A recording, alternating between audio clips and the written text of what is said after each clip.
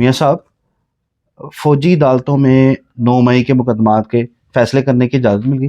ادھر حامد خان صاحب کہتے ہیں کہ یہ تو سویلینز کے خلاف ٹرائل کرنے کی رستہ ہموار ہو گیا، اور اس فیصلے کے اوپر انہوں نے تنقید کی ہے. آپ اس فیصلے کو کیسے دیکھتے ہیں، اور حامد خان صاحب کا جو اوپینین ہے اس سے آپ اتفاق کرتے ہیں؟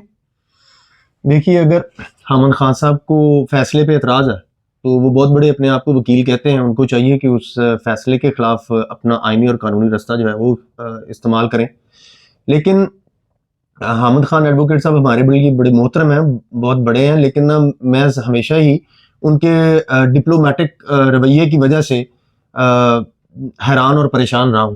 حامد خان صاحب ایڈوکیٹ صاحب کو تب سویلین کے فوجی ٹرائل کی مذمت جو ہے وہ کیوں یاد نہیں آئی جب عمران گولڈ سمتھ کے دور کے اندر 25 سے زائد جو سویلینز ہیں ان کو فوجی ٹرائل کیا گیا اور ان کو سزائیں سنائی گئی.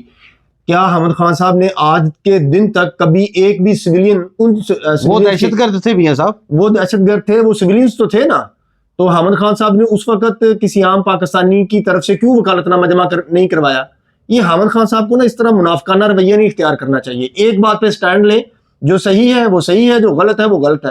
یہ تو کوئی بات نہ ہوئی کہ جو عمران گولڈ سمتھ کے دور میں فوجی ٹرائل ہو رہے تھے وہ درست تھے، اور آج جب اپنے دہشت گرد جو ہیں وہ فوجی تنصیبات پر حملے کے میں ٹرائل ہو رہے ہیں تو اب وہ غلط ہو گئے ہیں.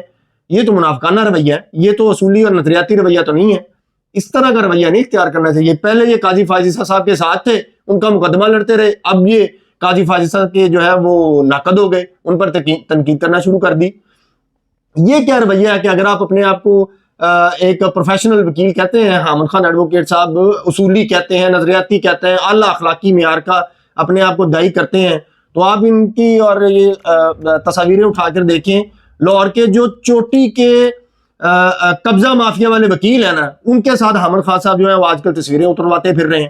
جو جعلی ڈگری والے وکیل ہیں، جن کو ڈکلیئرڈ جعلی ڈگری قرار دے کر ان کے لائسنس سسپینڈ کیے گئے ہیں، وہ سارے حامد خان ایڈوکیٹ صاحب کی نظریاتی اور سیاسی مہم چلاتے ہوئے نظر آ رہے ہیں.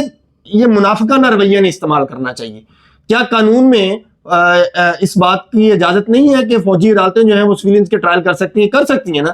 جب عمران خان کے دور کے اندر کر سکتی تھی، عمران گولڈ سمتھ کے دور میں کر سکتی تھی، تو اب کیوں نہیں کر سکتی تھی؟ صرف یہ کہ اب چونکہ وہ جو گولڈ سمتھ پیلس کی پوری تحریک کے دہشت گرد جو ہیں وہ اندر ہیں، اور انہوں نے پاکستان کی نظریاتی قومی سلامتی کی اساس کے اوپر حملہ کیا، پولیس والوں کے اوپر حملہ کیا، اس لیے اب ان کو یہ تکلیف ہو رہی ہے.